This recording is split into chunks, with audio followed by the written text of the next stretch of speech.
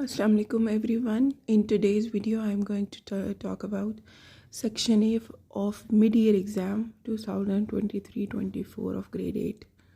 So let's start with MCQs. First MCQ was that cube root of 4 is what kind of number. So there was a trick. If it is square root, so then it is rational, but now it is irrational. If x and y are directly proportion, so if x increases, y also increases. Next is find the next term of the sequence.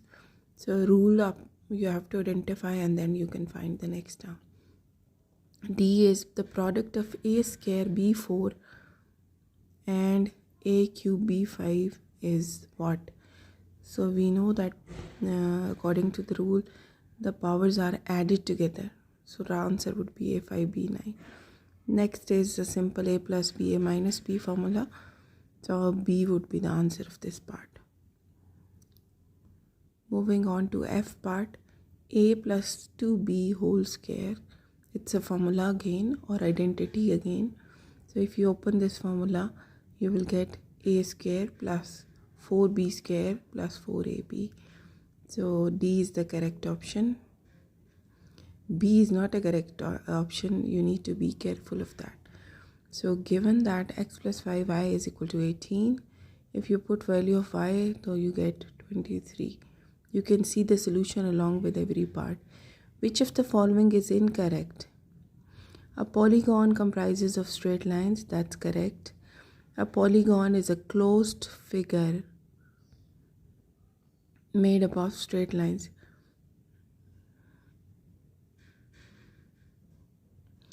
How many lines of symmetry are there in a regular polygon?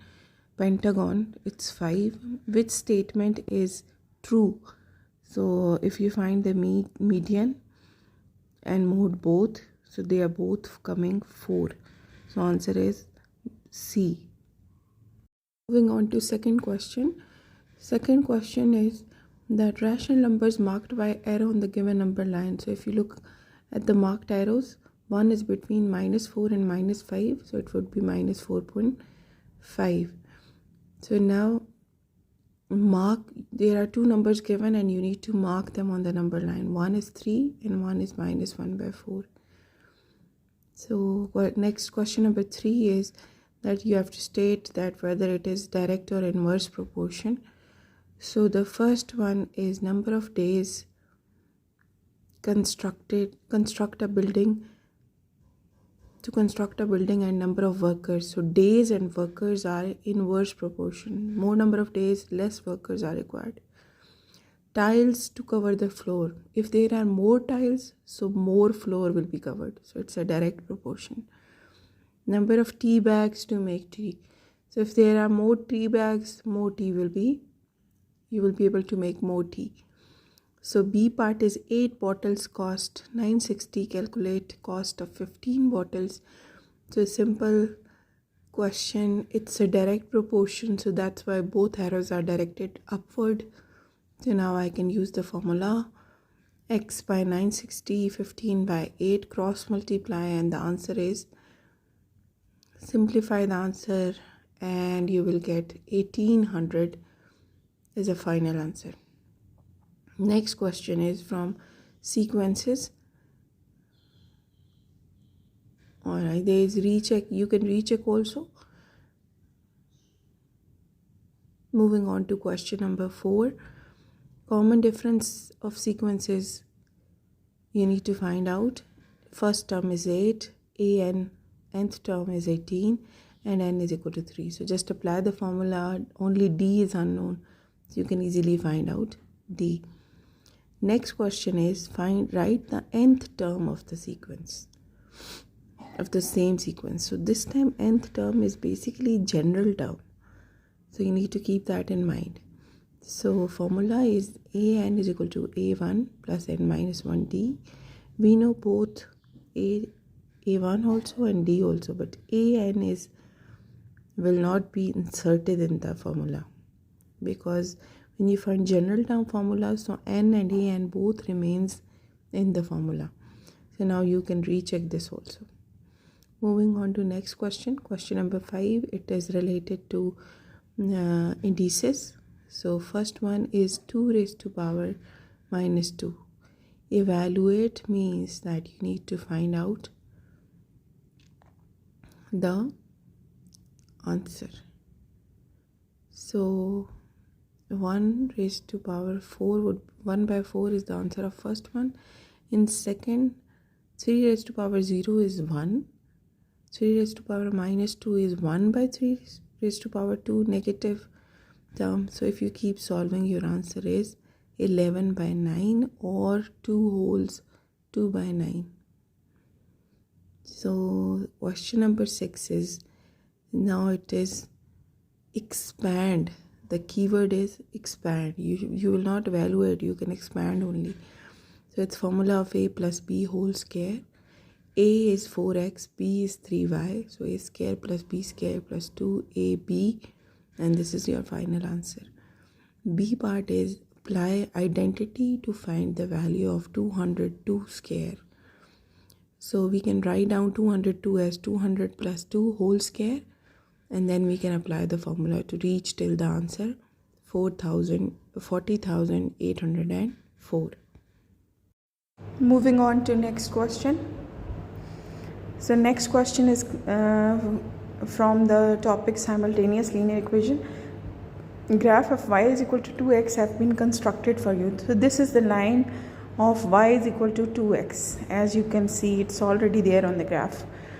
So you need to draw two lines. One is x is equal to 2 and other is y is equal to minus 3 lines actually. So x is equal to 2 will be a vertical line parallel to y axis. Okay.